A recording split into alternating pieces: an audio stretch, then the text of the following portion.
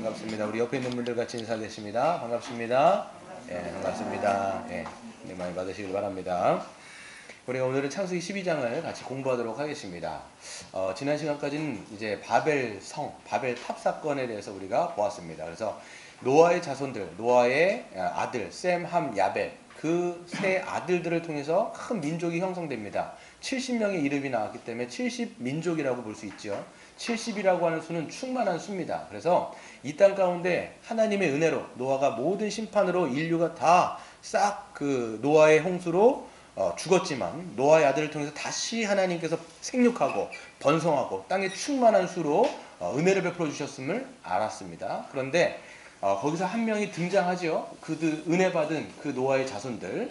그럼에도 불구하고 함이라고 하는 사람의 그 아들, 이 이제 함의 아들 구스가 낳은 니므롯이라고 하는 사람이 있습니다. 그 사람은 그 당대의 용사였어요. 용사라고 하는 것은 당대의 영웅, 호걸인 것이죠. 근데 하나님 앞에서 용사라 이렇게 말했는데 그 앞에서라고 하는 뜻이 하나님을 대적하여 그리고 니므롯 자체라고 하는 이름 자체가 우리가 반란을 일으키자라고 하는 그런 안 좋은 뜻입니다. 그래서 그 당시 니므롯을 중심으로 니므롯이 깃발을 꺾고 모든 민족들이 신할 땅에 모여서 지은 것이 뭐냐? 바로 바벨 그 도시를 그들이 건설하고 또 바벨탑을 쌓아서 그들이 거기서 모여서 흩어지지 말자라고 하면서 하나님을 대적하는 모습을 보이기 시작합니다. 모든 문명과 모든 갖고 있는 기술을 가지고 하나님을 대적하고 하나님을 반하는 그런 모습을 보이게 되죠. 그러니까 성경에서 보면 하나님의 꿈은 뭐였을까요? 하나님의 계획은 뭐였습니까? 바로 하나님 나라를 창설하여서 인간을 통치하시면서 인간들에게 복되게 만드시기 위한 것이 하나님의 꿈이었는데 모든 것이 다 물거품되어지는 모습으로 이 창세기 11장이 끝나는 거예요. 여러분 창세기가요 1장부터 50장까지 있는데 크게 이렇게 나눌 수 있어요. 1장부터 11장까지 나누는데 이거를 원역사라고 얘기합니다. 그래서 인류의 전체 역사들이 1장부터 11장까지 나와 있습니다. 그리고 11장이 막을 내리고 12장부터 50장까지가 족장시대다라고 우리는 크게 볼 수가 있는 것이죠. 그래서 11장을 보면 하나님의 꿈이 어떻게 보면 인간의 죄로 말미암아 완전히 이루어지지 않을 것처럼 아예 좀 망한 것처럼 하나님은 하나님 나라를 건설하기를 원했지만 인간은 인간 제국을 만들어가지고 하나님 없이 살아가는 모습으로 인류 전체가 11장이 그렇게 끝이 나고 있는 것 같은데 하나님은 거기서 셈의 족보를 다시 연결시키지 않습니까? 셈의 족보가 이렇게 나오면서 셈의 족보 끝에 누가 나와요?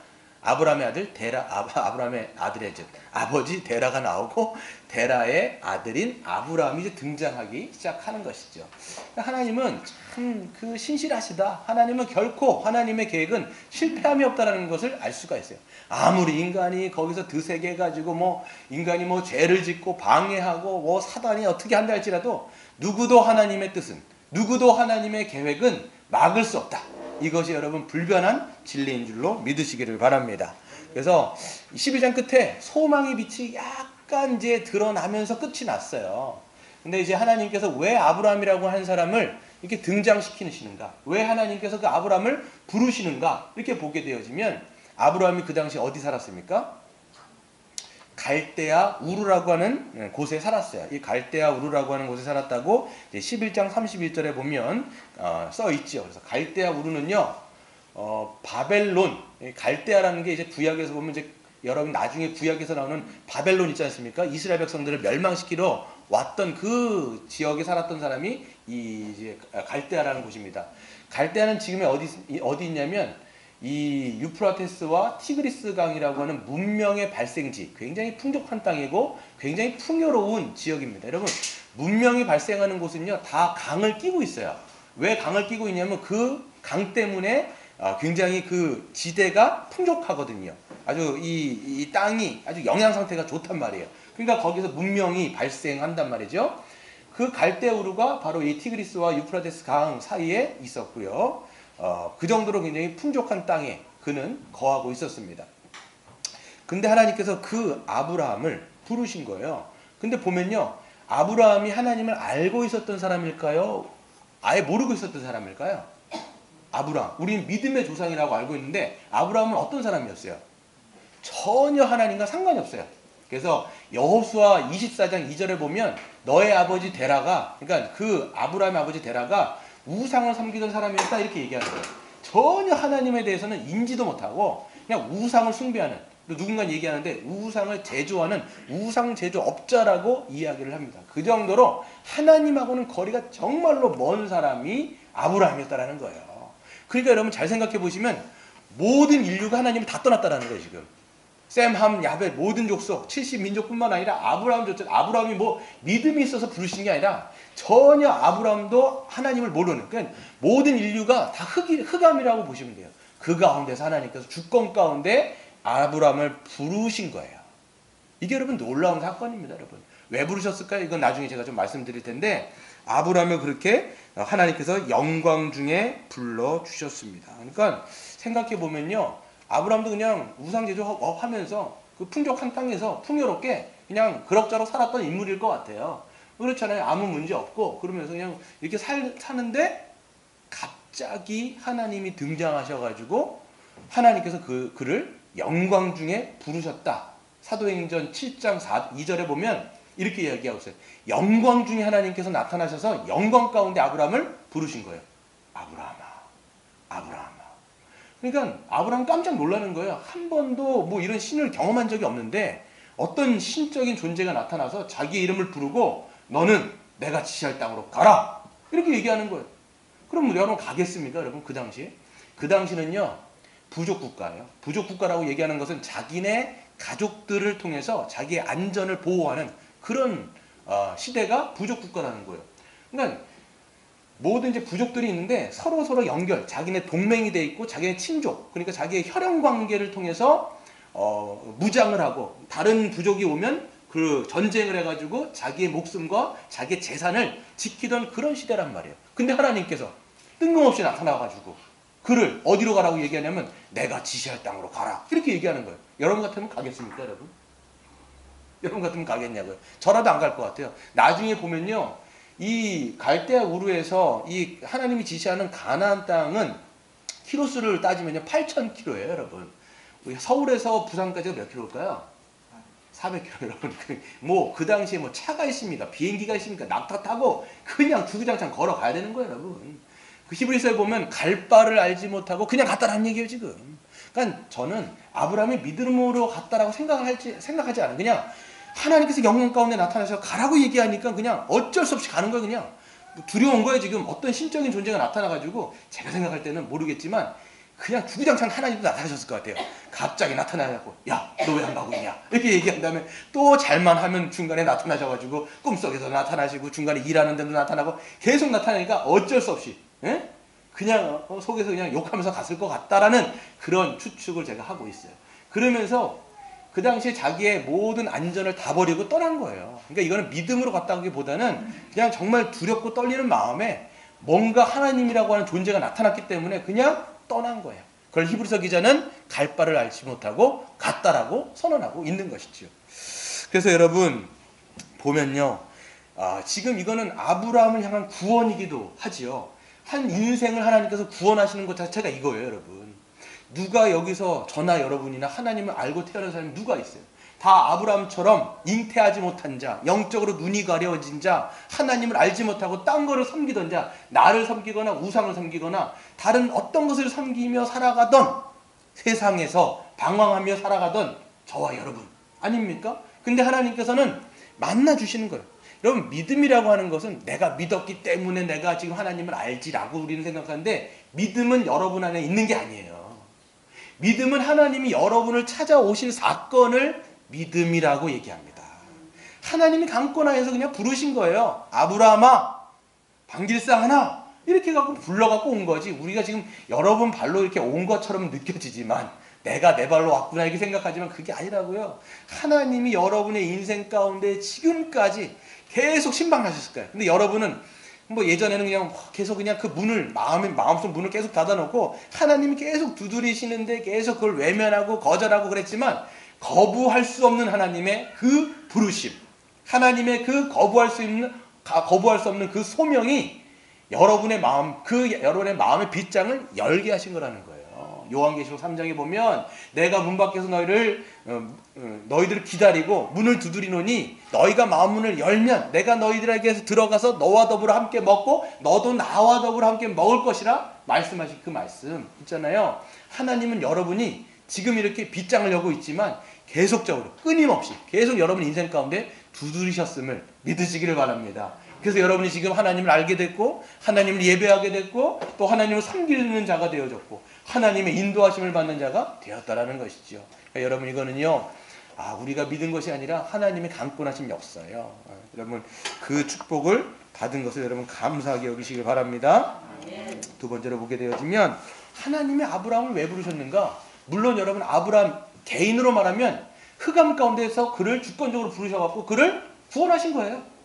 그렇죠? 아브라함이 자격이 없어요. 노아가 자격이 있어서 그를 구원하셨던가요? 아니잖아요. 그도 똑같이 그 당대 사람들과 똑같이 그냥 방탕하며 살았지만 하나님이, 그러나 노아는 하나님의 은혜를 입은 자였더라. 아브라함도 마찬가지였어요. 하나님을 전혀 몰랐지만 그러나 그는 하나님의 은혜를 입은 자로서 그를 구원하셨어요. 근데 그 개인을 위한 구원뿐만 아니라 하나님이 아브라함 한 사람을 부르신 목적과 계획이 있었는데 어떤 목적으로 그를 부르셨을까요? 그게 바로 오늘 11장 1절부터 3절까지 굉장히 중요한 말씀. 이게 여러분 구약 전체, 여러분 구약과 신약 전체를 어떻게 보면 중심적으로 핵심적인 구절이 바로 1절부터 3절입니다. 한번 같이 읽어보겠습니다. 시작. 여호와께서 아브라함에게 이르시되 너는 너의 고향과 친척과 아버지의 집을 떠나 내게 보여줄 땅으로 가라. 내가 너로 큰 민족을 이루고 내게 복을 주어 내 이름을 창대하게 하리니 너는 복이 될지라. 너를 축복하는 자에게는 내가 복을 내리고 너를 저주하는 자에게는 내가 저주하리니 땅의 모든 족속이 너로 말미암아 복을 얻을 것이라 하신지라. 아멘. 여기서 하나님은 그를 부르신 다음에 약속을, 어마어마한 약속을 그에게 주십니다. 어떤 약속을 주세요? 너는 내가 지시할 땅으로 가라. 어떤 영토를 주신다라고 말씀을 하십니다. 두 번째, 뭐라고 말씀하세요? 내가 너로 큰 민족을 이루겠다 이렇게 말씀하십니다. 너로 말미암아 큰 민족, 자손을 번성하게 하고 노아에게 약속했던 그 약속, 생육하고 번성하고 땅에 충만하라. 아브라함에게도 마찬가지입니다. 내가 너로 말미암아 생육하고 번성하고 땅에 충만한 그런 민족을 이루겠다. 이 약속이요 점점 구체적이 되는데 15장에서 뭐라고 말씀하시냐면 그 바다에 있는 수많은 모래알 같이 너의 민족을 그렇게 많게 하겠다.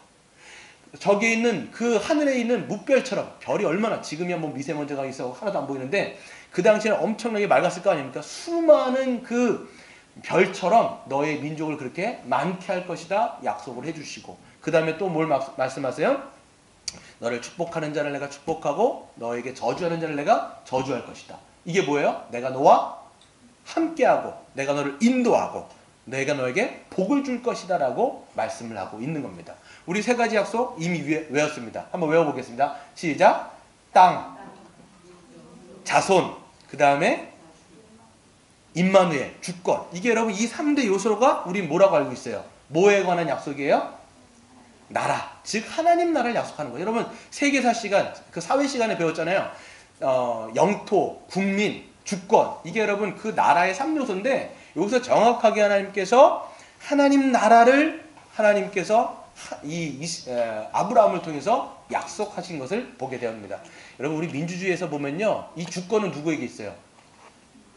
국민에게 있죠. 근데 여러분 이 하나님 나라는요 주권이 국민에게 있지 않습니다. 왕권이에요. 여러분 이 왕정이에요. 하나님의 나라는 왕정이에요. 그렇기 때문에 누구에게 있습니까? 하나님께. 우리 머리 대신 예수 그리스도, 그분이 통치하시는 복된 곳, 이 하나님의 백성들이 정말 하나님을 예배하고 하나님은 복된 통치로 다스리시고 복을 주시며 그 백성들이 충만한 안식을 누리는 그 나라를 하나님은 약속하셨는데 누구에게 약속하셨다고요? 아브라함에게 약속하신 거예요. 이건 뭐냐면 내가 너로 말미암아 인간들의 죄로 말미암아 망가지고 회파되어지고 아주 그냥 멸망 직전에 있는 완전히 망가진 그 나라를 내가 다시 건설할 거야. 내가 다시 이룰 거야. 이렇게 하나님은 당신의 그 의지를 아브라함을 통해서 천명하신 거예요. 그런데 여러분 보시면요, 그 약속이요 이루어질 만한 약속이요 가능성이 있어요 없어요? 없습니다. 가능성이 진짜 없어요. 아브라함에게 큰 민족을 이루겠다라고 얘기하면요, 땅에서 그냥 번성, 하늘에 있는 묵별처럼 또 바다에 있는 수많은 모래알처럼 자손들이 많으려면 애를 엄청나게 낳아야 돼요. 근데 지금 아브라함은 어떤 처지에 있습니까? 나이가 일단 굉장히 많습니다, 여러분. 예. 나이가 75세인가 그래요. 아내도 60세인가 그렇습니다. 이제 뭐 애기를 낳을 만한 가능성이 없는 그런 나이에 있습니다. 게다가 11장 30절에 보면 사례는 어떻게 한다? 임신하지 못했다. 즉 불임이었다라고 성경은 선언하고 있어요. 이걸 봤을 때 뭐예요? 하나님의 약속은 이루어질 만한 가능성이 없어요, 지금. 게다가 하나님께서 땅을 주신다고 지시할 땅, 그게 어떤 땅이었습니까? 가나안이라고 하는 땅인데 6절에 읽어보시면 같이 읽어보겠습니다. 12장 6절 시작. 아브라함이 그 땅을 지나 세겜 땅 모래상 이르니 그때에 가나안 사람이 그 땅에 거주하였더라. 여러분, 땅을 주려면요, 땅에 임자가 있어야 돼요, 없어야 돼요? 없어야 돼요. 주인이 있으면요, 땅을 줄 수가 없어요. 여러분, 누군가가 여러분에게 아파트를 준다라고 얘기했는데 여러분 아파트에 딱 들어가 봤는데 이미 입주자가 있어요. 그럼 그 아파트에 여러분 주인 될 수 있어요, 없어요? 주인 될 수 없단 말이에요. 이미 누군가가 거기에 살고 있으니까. 아브라함도 마찬가지로 하나님이 지시해가지고 지금 머나먼 8,000km 떨어진 그 머나먼 타양에 와가지고 봤는데 이미 거주자들이 살고 있었다라는 거예요. 그러니까 땅도 그렇고 민족도 그렇고 이거는 뭐 성취될 가능성이 거의 제로다라고 우리는 보시면 되죠. 이것을 통해서 왜 하나님은 그렇게 인간적인 눈으로 볼 때 정말 이렇게 가망성 없는 약속을 주셨을까요? 왜 이렇게 이런 가망성 없는 약속을 주셨을까요? 왜 그래요? 내가 이룰 거라는 거예요. 너희들 눈에는 이것이 불가능하다 보인다 할지라도 내 약속은 내가 이룰 거야. 그러니까 아브라함같이 정말 비실비실한 자, 아브라함처럼 정말 가망 없는 자를 부르신 거예요. 그러니까 좀 부르려면요, 하나님의 어떤 프로젝트를 하면요, 좀 능력이 있고 애를 좀 쌩쌩하게 날 만큼 젊은 한 20대 저 같은 사람, 이런 사람 좀 불러야 되는 거 아닙니까? 근데 그게 아니라 뭐 나이 막 70 몇 세 막 이런 사람을 부른 거예요. 그래가지고 뭐 애도 못 낳을 만한 그런 형편에 있는 아예 불가능한 사람을 부르신 건 뭐냐면 오히려 그런 사람을 하나님은 부르신 거야. 왜? 하나님을 드러내기 위해서. 이건 네가 한 게 아니야. 내가 한 거야. 내가 이것을 이룰 거야. 라는 것을 아브라함 인생 전체를 통해서 하나님은 계속 보여주시는 거예요. 그러니까 아브라함은 뭐만 하면 되는 거였어요? 하나님의 약속을 믿음으로 순종하고 따라오면 되는 거였다라는 거예요. 여러분 기억하셔야 됩니다. 항상 하나님은요, 우리 같은 자를 부르세요. 정말 가능성 없어 보이는 사람들.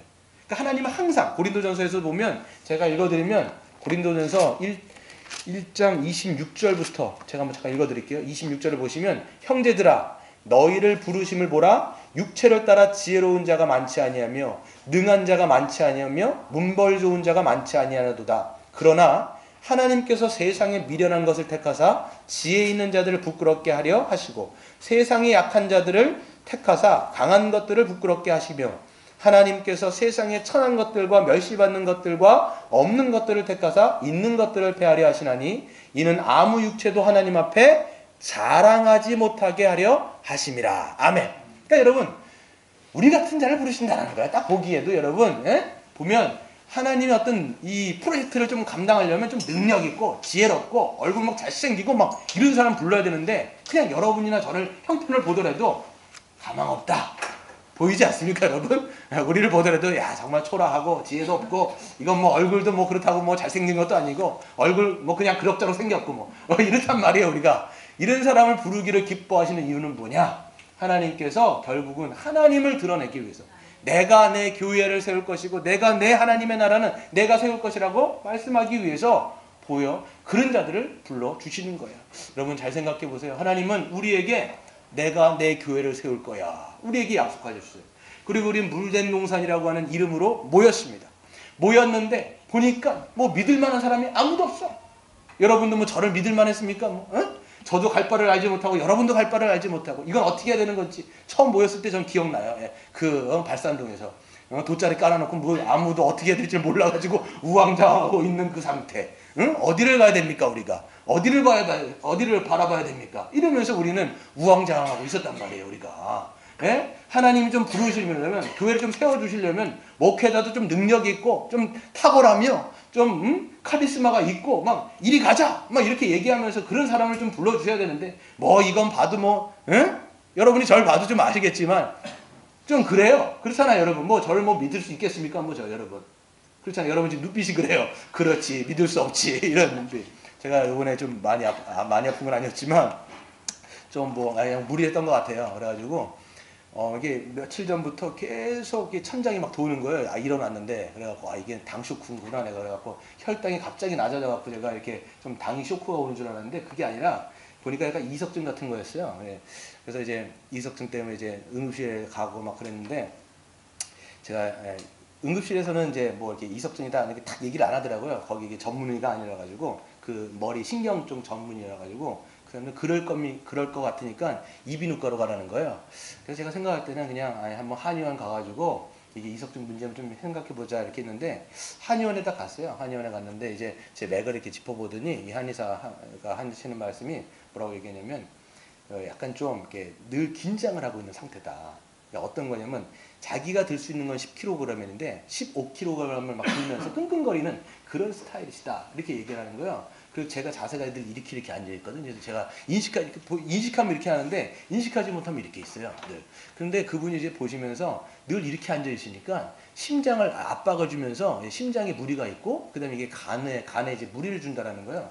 그래서 저보고 이렇게 일어나라고 하는 거예요. 그래서 일어나라고 딱 서보래요. 그래서 딱 서 있는데, 그러면 저의 몸에 이렇게 모습을, 태를 딱 보더니, 이 가슴 쪽이 좀 내려가 있다는 거야. 횡격막이 너무 내려가 있어가지고, 이분이 하신 말이 배, 이렇게까지만 얘기하는 거예요. 배. 그래서 제가 생각했어요. 혹시 제 배포가 그렇게 작습니까? 그랬더니 그렇다는 거예요. 남자한테 이렇게 배포가 작다고 얘기하는 건 되게 자존심 상한 얘기니까, 이분도 배, 여기까지 얘기하다가 그게 많은 거예요. 그러니까 제가 그냥 얘기를 했어요. 혹시 배포가 작습니까? 그랬더니 네, 그렇습니다. 그러는 거예요. 그래서 제가 말씀드렸어요. 선생님, 저는 이름이 징기스칸입니다. 그래서 징기스칸 이름은 이제 배포가 원래 커야 되는데, 제가 이름 따로 배포 따로 이렇게 하는군요. 이렇게 얘기했더니 그렇대요. 제가 보면서 제가 생각했어요. 난 배포가 작은 사람이구나. 이렇게 생각을 하니까 참 목회하기 힘들겠다. 이런 생각이 들었어요. 여러분 잘 보세요. 뭐 우리가 여러분 배포 작은 사람 이렇게 여러분 이제 같이 하면서 이렇게 목회를 같이 하고 있는데, 우리가 이게 생각해 보면 우리가 하는 일이 아니라는 거예요. 이게 보면 목회잖아. 여러분이나 뭐 우리가 지금 보잘것없는 사람들이 함께 모여가지고 주의 이름으로 모였지만, 하나님은 일부러 그런 사람들을 불러 모으시고 우리를 이렇게 모으시고 뭘 하십니까? 하나님의 나라는 내가 세울 거라고 말씀하시는 거예요. 여러분, 인간 나라는 인간이 세우지만 우리의 하나님의 나라는 반드시 하나님의 능력으로 이런 자를 여러분 같은 사람 함께 모여서 반드시 주님의 영광을 드러내실 줄로 믿습니다. 여러분, 그래서 우리는 보게 되죠. 세 번째로 보게 되어지면, 아브라함은요 왔어요. 8,000km를 그냥 우여곡절 끝에 그냥 두렵고 떨림 가운데 이렇게 왔는데 뭐 이렇게 이미 가나안 사람이 살고 있었고요. 또 거기서 이제 아브라함은요 7절에 보시면, 여호와께서 아브라함에게 나타나 이르시되 내가 이 땅을 내 자손에게 주리라 하신지라. 자기에게 나타나신 여호와께서 그가 그곳에서 무엇을 쌓고? 제단을 쌓고, 그 다음에 8절에 보면 거기서 베델 동쪽 산으로 옮겨 장막을 치니 서쪽은 베델이요 동쪽은 아이라. 그가 그곳에서 여호와께 제단을 쌓고 여호와의 이름을 불렀더라. 아멘. 그러니까 여러분 보면 아브라함이 정확히 하나님이 누군지 잘 몰라요. 그런데 일단 하나님의 부름을 받았어요. 신적인 존재가 뭔지는 좀 이제는 감각적으로 알게 됐어요. 그러니까 오자마자 한 게 뭐냐면 하나님 앞에 제단을 쌓고 예배를 한 거예요. 이게 누구랑 완전히 비교가 되냐면 11장에 있는 그 사람들, 니므롯을 중심으로 모였던 사람들이 했던 게 뭡니까? 성을 쌓고 거기 안에서 안전하게 한 거예요. 늘 성을 쌓는 거예요. 하나님 없는 자들은 늘 자기의 성을 쌓아요. 그리고 자기의 이름을 내고 자기의 영광을 위해서 살아갑니다. 그런데 하나님의 부름받은 자들의 특징은 뭐냐? 자기의 성을 쌓는 자가 아니요, 하나님 앞에 제단을 쌓고 하나님 앞에 하나님의 이름을 부르고 하나님을 예배하는 자가 된다라는 것을 여러분 믿으시길 바랍니다. 여러분, 그래서 근데 여러분 보게 되어지면 좀 머나먼 타국까지 왔으면 좀 일들이 잘 풀려야 되잖아요. 좀 여러분 안전도 보장해 줘야 되고, 정말 여러분 이 갈대아 우르는 굉장히 풍족한 땅인데 이런 가나안 땅에 와가지고 지금 척박한 가운데 있는데 뭐가 들어요? 좀 잘 됐으면 좋은데 10절에 보세요. 뭐가 있습니까? 그 땅에 기근이 들었어요. 아브라함이 애굽에 거류하려고 그리로 내려갔으니 이는 그 땅에 기근이 심각하였다라는 거예요, 여러분. 엄청난 기근이 듭니다, 여러분. 좀 잘 됐으면 좋겠는데 하나님이 부르셨으면 좀 잘 되게 하셔야 되는 거 아닙니까? 근데 여러분 기근이 들어요. 여러분 우리도 마찬가지예요. 하나님이 우리를 불렀어요. 우리는 하나님의 부르심을 따라서 이제는 우리의 친척 아비집을 떠나 갈대아 우르에서 떠난 사람들이라는 말이에요. 근데 좀 잘 돼야 되지 않습니까? 우리 앞길 가운데 다 꽃길만 있고 좀 평탄한 길만 있어야 되는데 그게 아니라는 거예요. 우리 앞에는 때로는 자갈도 있고요. 진흙도 있고요. 때로는 진흙을 묻혀야 될 때도 있고요. 넘어지는 그런 어떤 그 어려움들이 우리의 상황 가운데 놓여 있는 것이 우리의 현실이에요. 그래서 우리가 예수 그리스도를 믿었다 할지라도 그분의 부르심을 받았다 할지라도 여러분의 인생 가운데 모든 것이 꽃길이 아니라는 것을 인식하시기를 바랍니다. 그래서 여러분 당황하지 마셔야 돼요. 나 예수 믿었는데 왜 내가 이런 힘든 일들을 당하지? 내가 예수를 믿었는데 왜 이렇게 어려움들을 당하지? 아니요. 하나님 때로는 그것을 허락하세요. 그 상황을 허용하세요. 그런데 그것을 통해서 결국은 우리가 하나님을 더 알아가게 됩니다. 그 고난을 통해서 우리가 더 하나님이 누군지를 알게 되고 그 하나님을 만나게 되고 우리의 믿음이 더 견고하게 되어지고 우리의 믿음이 더 하나님 앞에 기쁨이 되어지는 그런 믿음의 사람들로 성장하게 된다는 것을 우리는 아브라함의 인생을 통해서 배울 수가 있는 것이지요. 그래서 여러분 보게 되어지면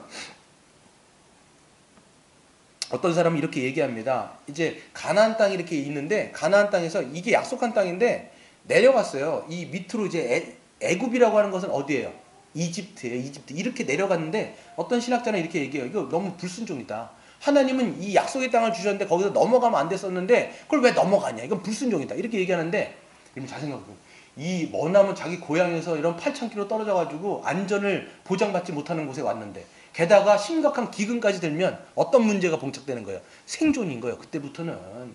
뭐 자기 문제 아니라고. 여러분 자기 문제가 여러분도 마찬가지로 그런 호롤 단신으로 가족들 다 데리고 지금 완전 이방 땅에 왔으면 여러분 가겠어요? 안 가겠어요?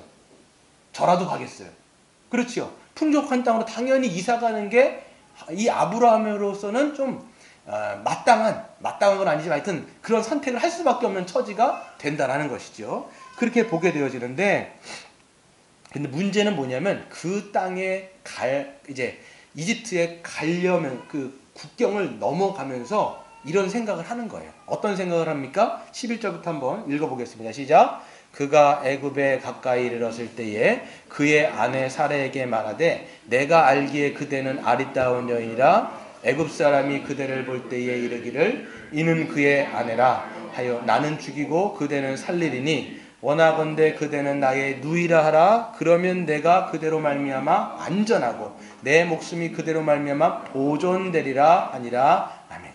이게 보면요, 딱 넘어가려는데 국경까지 딱 가는데 이거 걱정이 되는 거야. 아이고 두렵다. 어떤 두려움이 확 들어오냐면 자기 아내가 어때요? 이뻐요. 나이가 몇 살이에요? 60이에요. 근데 신학자들은 그 당시에 나이들이 이제 너무 오래 살았기 때문에 오래 살아요. 106살 살잖아요. 그러니까 이때 60은 좀 젊은 나이에 속한다. 이런 분도 있고 아니면 이제 이 사례를 통해서 이제 애를 낳게 만들어야 되니까 좀 몸을 좀 젊게 하셨다. 이런 구절도 있는데 몰라요. 잘 모르긴 하겠는데 아무튼 객관적인 건 뭐라고요? 사례가 얼굴이 이뻤다라는 거예요. 이게 보면 우리는 이제 아브라함의 진운의 안경인가? 이렇게 생각할지 모르는데 진짜 이뻤던 것 같아요. 애굽에 내려갔는데 막 소문이 막 퍼지잖아요. 그러니까 어떤 생각이 들었냐면 딱 아내를 보니까 만약에 내려갔을 때 이 이집트 사람이 자기가 이방 사람이기 때문에 애굽에 딱 가면 확 티가 나는 거예요. 이방 사람이니까. 근데 너무 얼굴까지 이쁘니까 만약에 이제 너무 이쁜 아내를 차지하려면 자기를 어떻게 돼요? 죽인단 말이에요. 그러면 자기는 죽이고 자기 아내 와이프는 빼들어 갈 거예요. 같아요.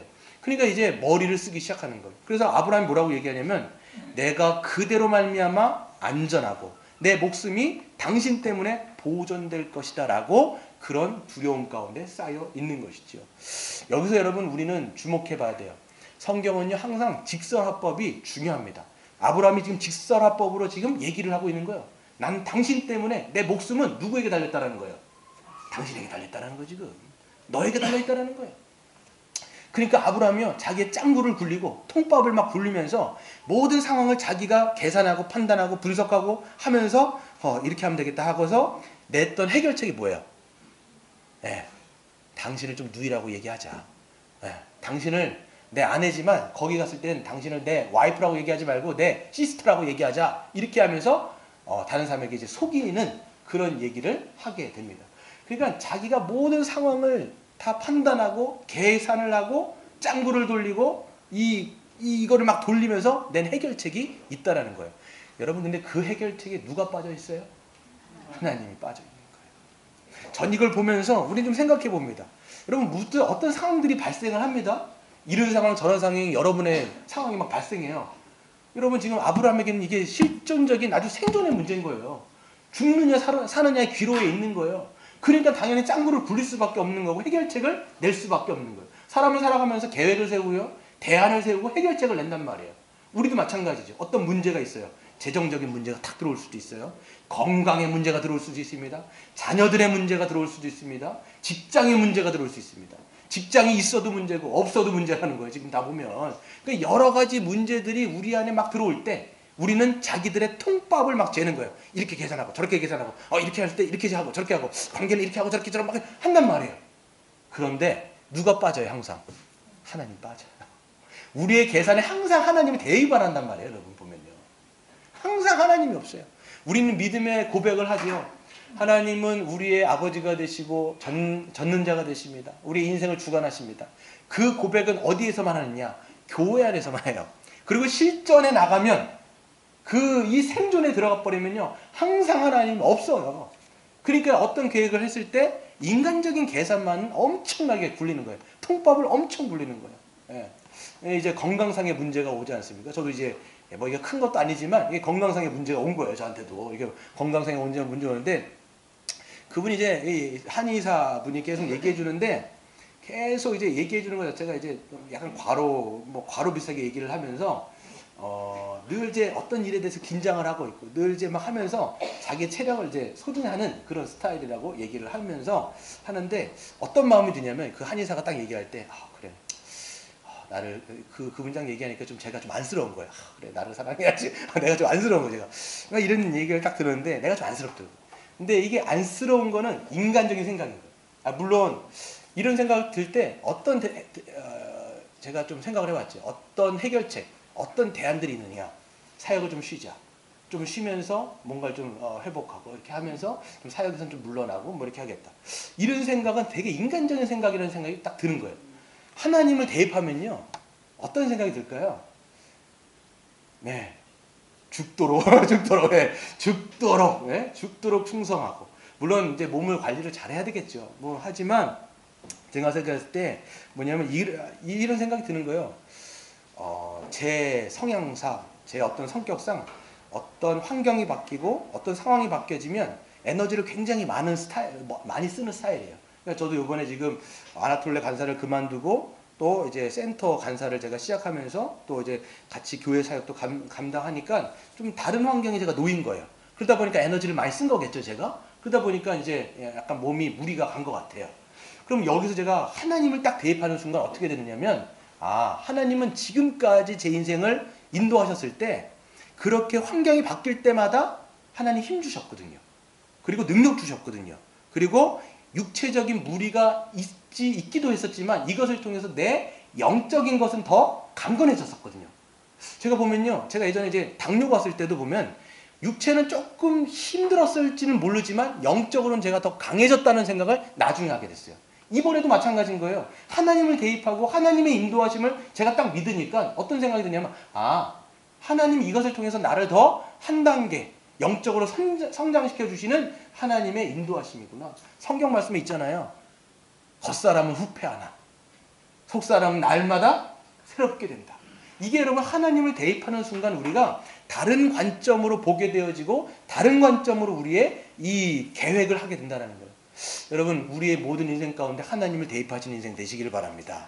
여러분, 하나님 대입하셔야 돼요. 그래서 우리의 상황에 하나님이 들어오는 순간 뭐예요? 모든 환경을 다른 관점으로 보게 되어지고, 그렇기 때문에 우리의 인생이 달라진다는 것을 보게 되는 것이죠. 그래서 여러분, 마지막 우리가 보게 될 텐데, 예. 아브라함은 정말 자기의 통밥대로 그렇게 살았지만 하나님은 그 아브라함의 인생을 부르신 하나님, 그 부르셨기 때문에 책임지신 하나님이에요. 하나님은 한 번도 아브라함의 인생 가운데 그 눈을 떼신 적이 없어요. 우리도 마찬가지예요. 하나님 우리 부르셨잖아요. 하나님은 우리를요, 우리 인생 가운데 한 번도 우리 인생 가운데 눈을 떼시지 않습니다. 우린 눈을 떼죠. 하나님은 안 떼세요. 그래서 여러분 17절 보세요. 우리가 보게 되어지면 14절부터 한번 보겠습니다. 시작. 아브라함이 애굽에 이르렀을 때에 애굽 사람들이 그 여인이 심히 아름다움을 보았고 바로의 고관들도 그를 보고 바로 앞에서 칭찬함으로 그 여인을 바로의 궁으로 이끌어들인지라. 이에 바로가 그로 말미암아 아브라함을 후대함으로 아브라함이 양과 소와 노비와 암수 나귀와 낙타를 얻었다. 이렇게 되는 거예요. 지금 딱 했는데 적중합니다. 아브라함의 그 생각했던 대로 그대로 이루어진 거예요. 딱 보니까 이게 객관적으로 이쁜 거였던 것 같아요. 그러니까 막 애굽이 어마어마하게 큰 지역인데 소문이 막 입소문이 퍼지는 거예요. 여러분 애굽이란 지역, 이집트가 엄청 큰 거 아시죠? 가보셨으니까 아실 거예요. 어마어마한 지역인데 한 사람이 얼마나 이뻤으면 그 소문이 막 입소문을 타가지고 어디까지 들어갔냐? 파라오까지. 파라오한테까지 들어간 거예요. 그러니까 고관들이 와가지고 이 여인을 바로한테 데리고 가고 바로는 그 여자를 보고 한눈에 반해가지고 어떻게 합니까? 자기 후궁으로 삼아버려요. 그러면서 아브라함에게는 어떻게 됩니까? 정확한 절차를 다 받습니다. 그냥 빼들어온 게 아니라 모든 것들을 다 막 주는 거예요. 여기서 보면 뭐 낙타 주고 뭐 양 주고 암수 노비들 주잖아요. 이게 뭐냐면 재산들을 막 주는 거예요. 그 당시에 낙타는요 차 한 대예요. 차 한 대. 뭐 BMW 같은 거 여자 딱 이 안에 팔아갖고 지금 아브라함은 어떻게 보면 아브라함이 계획한 거가 적중한 것 같아요. 제가 생각할 때는 아브라함의 인생, 사라의 인생 좋아졌어요? 나빠졌어요? 제가 생각할 때는 좋아졌다고 생각이 들어요. 아브라함도 보면요, 뭐 아내는 지금 어떻게 보면 이제 갖긴 했지만 엄청난 그 부가 왔잖아요. 그걸로 또 다른 아내를 삼으면 되잖아요. 지금 어떻게 보면. 이건 제 생각은 아니에요. 어떤 신학자가 그랬다고 제가 얘기를 드릴게요. 네, 엄청 많은 이 부로 말미암아 지금 뭐 다른 거 살 수 있는, 다른 거만 할 수 있는 그런 지금 어마어마한 부를 얻었어요. 이 지금 사례도요 보면요 어떻습니까? 사라도 보면 누구의 와이프가 된 거예요? 황제의 와이프가 된 거예요. 여러분 잘 생각해 보시죠. 우리 자매 여성 동지들. 한낱 그냥 떠돌아다니는 순례자의 와이프가 되는 게 나으세요? 아니면 대통령의 와이프가 되는 게 후궁이라고 할지라도 세컨드가 된다 할지라도 후궁의 와이프가 되는 게 왕의 와이프가 되는 게 나으세요? 예, 뭐 거침없죠. 부자. 예.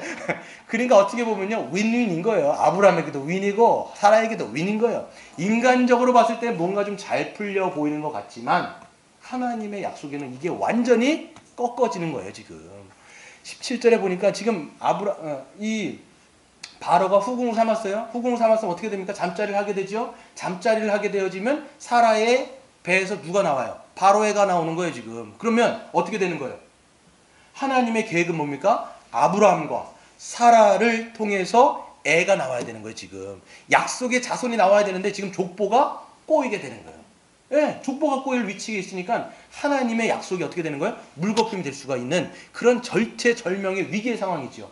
그 하나님 가만히 있으시겠습니까? 즉각적으로 개입하십니다. 그게 바로 뭡니까? 바로 17절 17절에 보시면 우리 한글 개역개정에는 빠져 있는데 그러나가 있어요. 그러나 막 위기의 상황인데 그러나 여호와께서 아브라함의 아내 사라의 일로 바로와 그 집에 큰 재앙을 내리셨다는 거예요. 갑자기 나타나가지고 지금 바로는 지금 몸 막 씻고 막 이래가지고 지금 준비해가지고 잠자리 막 하려고 막 하는 그런 막 가슴은 막 벅차 올라가지고 지금 오늘 그 잠자리를 같이 하는구나 이런 들떠 있는데 갑자기 하나님께서 창문 여시고 너 뭐하냐? 이렇게 되면 여러분 엄청 놀랜다 이거예요. 여러분 어떤 재앙인지는 모르겠지만 하나님께서 엄청난 재앙을 그냥 막 들이부으신 거예요. 그러니까 바로는 깜짝 놀란 거예요. 바로가 잘못한 게 있어요 없어요? 전혀 잘못 없어요. 왜 그러냐면 누이라고 얘기해가지고 절차 다 밟아갖고 BMW를 다 준 거예요 지금. 그리고 정식으로 데리고 온 거 아닙니까? 그럼 자기 후궁을 맞아있기 때문에 이 사람한테는 절차를 다 밟은 거예요. 그런데 그냥 아브라함이 속여가지고 지금 그래서 깜짝 놀란 거예요. 재앙이 막 들이닥치니까 이 바로가 놀라가지고 깨달은 거예요. 아, 이거 지금 자기가 뭔가 잘못했구나. 하나님 말씀하셨겠죠? 너 그 여자 건드리지 마. 절대 그 여자 건드리지 마. 그리고 너는 그 여자를 그 아브라함이라고 하는 그 순례자한테 그 사람의 와이프니까 돌려줘. 그리고 아브라함에게도 손대면 너 죽는다. 이렇게 얘기하고 보낸 거예요. 그러니까 다음날 일어나가지고 이 바로가 지금 아브라함을 그냥 부른 거예요. 아브라함 불러가지고 막 여기다 쏴대는 거예요. 뭐라고 얘기합니까? 네가 어찌하여? 네가 어찌하여? 네가 어찌하여 나를 속여가지고 지금 네 아내인데 왜 나한테 나를 속여가지고 내가 지금 이렇게 큰 재앙을 당하게 하느냐? 이거 네 문제다, 네 탓이다. 막 얘기하는 거예요. 근데 여러분 잘 생각해 보면요, 이 상황이요 굉장히 웃깁니다. 다 이제 바로가요, 다 이제 그 왕의 보좌 가운데 앉아 있어요. 그리고 저기 아브라함이요 머리를 조아리면서 머리 들지도 못하는데 아브라함한테 막 쏘는데 네가 어찌하여 그랬냐? 네가 어찌해야 돼? 아브라함한테 근데 손을 댈 수 있어요, 없어요? 못 대고 있는 상황인 거예요. 네. 이게 지금 바로가 막 열은 받지만 죽이지 못하는 상황. 왜 그렇습니까?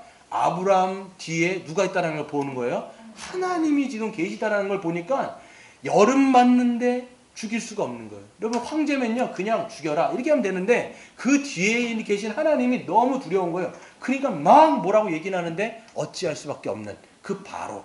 그러면 여러분 아브라함도 거기서 알게 되는 거예요. 나중에 보면요 어떻게 됩니까? 빨리 나가라는 거예요. 바로가 빨리 나가라는 거예요. 내가 너한테 줬던 그 소유도 뺏지도 못합니다. 그 BMW로 다 가지고 어떻게 됩니까? 사라와 함께 애굽을 나가게 되었더라라는 것이 이 성경의 결말이에요. 12장의 결말이에요. 아브라함은요 나가면서 알았을 거예요. 어떻게 알았을까요? 그 어마어마한 대제국의 바로보다도 내가 나를 부르신 하나님이 어떠하시다? 더 크시다. 나를 부르신 하나님이 어떤 분이시길래 이렇게 바로도 쩔쩔매면서 저렇게 굽신굽신 할 수밖에 없는가라는 것을 아브라함이 그때 알게 되는 거예요. 이러면서 여러분 아브라함은요 계속적으로 하나님을 경험하게 됩니다. 여러분 내일 할 13장 14장도요 내일이 아니죠. 다음 주에 할 13장 14장도 계속 하나님이 누구신가를 아브라함에게 말씀하시는 거예요. 나는 이런 하나님이야. 그럼 아브라함은 어떻게 돼요? 그걸 경험할 때마다 하나님을 어떻게 돼요? 알게 되어지고 그 하나님을 믿게 되어지고 그리고 하나님이 자기에게 주셨던 그 불가능해 보이는 약속도 어떻게 되는 거예요? 하나님이라면 이루실 수 있구나. 이거를 알아가는 게 이 아브라함 전체 인생이라는 거예요. 여러분 우리도 마찬가지입니다. 하나님이 불가능해 보이시는 우리의 약속을 우리에게 하셨지만 누가 이루세요? 이 전능하신 하나님이 이루시는 거예요. 할렐루야. 하나님은요 이 전능하신 하나님이라는 것을 이 아브라함의 인생뿐만 아니라 성경 전체의 역사를 통해서 우리에게 보여주시는데 아브라함을 통해서 어떻게 됩니까? 약속의 자녀인 이삭이 되어지고 이삭을 통해서 누가 낳게 되어집니까? 야곱을 낳게 되어지고 야곱을 통해서 누가 납니까? 12명의 아들들이 탄생되어지고 12명의 아들들을 통해서 누가 납니까? 이스라엘이라고 하는 그 민족이 형성되어지는 거예요. 우리는 아브라함 때는 알지 못하지만 나중에 400년 후에 정말 아브라함을 통해서 이런 거대한 민족이 이루어지는구나를 우리는 성경을 통해서 보게 되어지죠. 근데 이 민족들이 어디로 들어가게 됩니까? 나중에 출애굽한 후에 어디로 들어가요? 하나님이 정말 주시고자 했던 지시하셨던 약속의 땅 가나안 땅에 들어가는 게 하나님의 약속의 1차 성취예요. 하지만 이스라엘 백성들이 여기에서 잘 못 살지요. 나중에 어떻게 됩니까? 북이스라엘과 남유다로 나뉘지만 결국은 다른 민족으로부터 심판받고 다른 민족으로부터 멸망당하지만 하나님의 역사는 끝나지 않습니다. 누가 오세요? 신약이 열리면서 예수 그리스도께서 이 땅 가운데 오시고 그 예수 그리스도께서 십자가에서 죽으시고 부활하시고 승천하셔서 이 땅 가운데 누구를 부어주세요? 성령을 부어주셔서 하나님께서 다스리시는 하나님의 백성들을 불러 모으셔서 그 백성들이 누구예요? 바로 교회인 거예요. 하나님의 이 약속은요 지금 여러분에게 성취됐다는 걸 보셔야 되는 거예요. 하나님은 정말 신실하시구나. 역사 가운데 한 번도 하나님의 약속을 하나님은 잊어버리지 않고 우리를 통해서 이렇게 성취하셨구나. 감사하다. 이렇게 생각하는 것을 우리가 볼 때에 여러분 우리가 이 교회가 지금 형성되었다는 걸 볼 때에 하나님이 살아계신다는 것을 우리는 볼 수가 있는 것이죠. 그러니까 그 하나님을 믿음으로 살아가시는 저와 여러분 되시기를 주의 이름으로 축원드립니다.